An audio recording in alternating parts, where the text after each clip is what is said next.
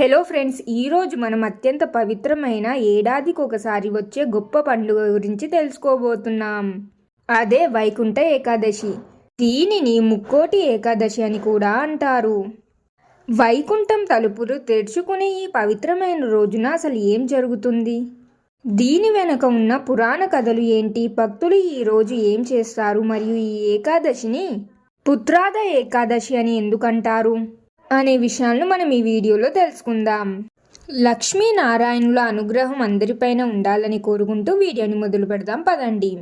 వైకుంఠ ఏకాదశి చరిత్ర మహాభారత కాలం కంటే ముందు నుంచే ఉంది. దీని వెనుక రెండు ముఖ్యమైన కథలు ప్రచారంలో ఉన్నాయి. ఇప్పుడు వాటి గురించి తెలుసుకుందాం. మొదటి కథ మురాసురుడి వధ. పూర్వం మురాసురుడు అని శక్తివంతమైన రాక్షసుడు ఉండేవాడు. ఇతను దేవతలను మానవులను అల్లోకొల్లోలం చేసేవాడు. శ్రీ మహావిష్ణువు అతన్ని సంహరించడానికి వెళ్ళినప్పుడు శక్తి కోల్పోయి గుహలో విశ్రాంతి తీసుకుంటుండగా ఆ స్వామి శరీరం నుండి ఒక శక్తి ఉద్భవించింది. ఆ శక్తే ఏకాదశి దేవి. ఆమె మురాసురుడిని సంహరించింది. విష్ణువుమూర్తి ఆ శక్తిని దీవించి, ఏకాదశి రోజున నిన్ను పూజించే వారికి వైకుంఠంలో స్థానం లభిస్తుంది అని వరమిచ్చారు. ఆ రోజునే ముక్కోటి ఏకాదశిగా జరుపుకుంటారు. రెండవ కథ అమృతం మరియు వైకుంఠ ద్వారం. క్షీరసాగర మదనంలో దేవతలు అమృతం కోసం ప్రయత్నించినప్పుడు ఈ ఏకాదశి రోజునే దేవతలు రాక్షసులు కలిసి ఆ అమృతాన్ని స్వీకరించారు. అందుకే ఈ రోజున ఉపవాసం చేసి స్వామిని దర్శించుకుంటే స్వర్గద్వారాలు తెరుచుకొని మోక్షం లభిస్తుందని ప్రజల నమ్మకం. మరి అసలు వైకుంఠ ఏకాదశి రోజున భక్తులు ఏం చేస్తారు అంటే, ఈ పవిత్రమైన రోజున భక్తులు ఆచరించే ప్రధానమైన విషయాలు 3 ఉన్నాయి. అవి: మొదటిది ఉత్తర ద్వార దర్శనం. ఈ రోజు అన్ని విష్ణు ఆలయాలలో, ముఖ్యంగా తిరుపతి మరియు భద్రాచలంలో ఉత్తర దిక్కుకు ఉండే వైకుంఠ ద్వారం లేదా స్వర్గద్వారంను తెరుస్తారు. ఈ ద్వారం గుండా వెళ్ళి స్వామిని దర్శించుకుంటే మనిషికి పునర్జన్మ ఉండదని, మోక్షం లభిస్తుందని ప్రగాఢ నమ్మకం. భక్తులు తెల్లవారుజామునే ఆలయాలకు పోటెత్తి దర్శనం కోసం నిరీక్షిస్తారు. ఇక రెండవది వచ్చేసి ఉపవాసం. కొంతమంది భక్తులు ఉదయం నుంచి సాయంత్రం వరకు ఉపవాసం ఉంటారు.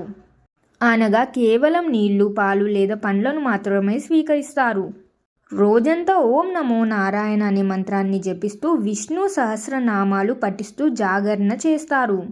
ఇక మూడవది వచ్చేసి తులసి పూజ. వైకుంఠ ఏకాదశి రోజున తులసి మొక్కను సాక్షాత్తు లక్ష్మీదేవి రూపంగా భావించి పూజించడం, విష్ణువుకు తులసి దళాలను సమర్పించడం శుభప్రదం. మరి పుత్రార్థ ఏకాదశి అంటే ఏమిటి అంటే, పుత్ర అంటే కొడుకు లేదా బిడ్డ, దా అంటే ఇచ్చునది అంటే సంతానం లేని వారు ఈ రోజున ఉపవాసం చేసి శ్రీ మహావిష్ణువును భక్తి శ్రద్ధలతో పూజిస్తే వారికి సంతాన భాగ్యం కలుగుతుందని శాస్త్రాలు చెబుతున్నాయి. ఈ రోజున దంపతులు శ్రీకృష్ణుడు విష్ణుమూర్తిని భక్తితో ఆరాధించడం వలన ఉత్తమమైన పుత్ర సంతానం కలుగుతుందని నమ్మకం. అందుకే ఈ రోజును పుత్రార్థ ఏకాదశి అని కూడా ప్రత్యేకంగా పిలుస్తారు. చూశారు కదా ఫ్రెండ్స్, ఈ వైకుంఠ ఏకాదశి రోజు చాలామంది ఉపవాసం కూడా ఉంటారు. కానీ వైకుంఠ ఏకాదశి కేవలం ఉపవాసానికి మాత్రమే కాదు, మన మనసులోని చెడును తొలగించి స్వామిని మన హృదయంలో నింపుకోవడానికి వచ్చిన ఒక గొప్ప అవకాశం.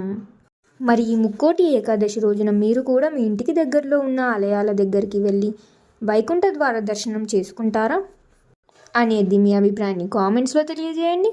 ఆ భగవంతుడి యొక్క అనుగ్రహం అందరిపైన ఉండాలని కోరుకుంటూ, మీకు మరియు మీ కుటుంబ సభ్యులందరికీ వైకుంఠ ఏకాదశి శుభాకాంక్షలు. ఈ వీడియో మీకు ఇన్ఫర్మేటివ్గా అనిపిస్తే లైక్ చేయండి, మీ ఫ్యామిలీ అండ్ ఫ్రెండ్స్ తోటి కూడా షేర్ చేయండి.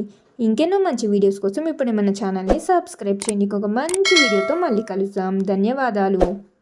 ఇంకొకసారి అందరికీ వైకుంఠ ఏకాదశి శుభాకాంక్షలు.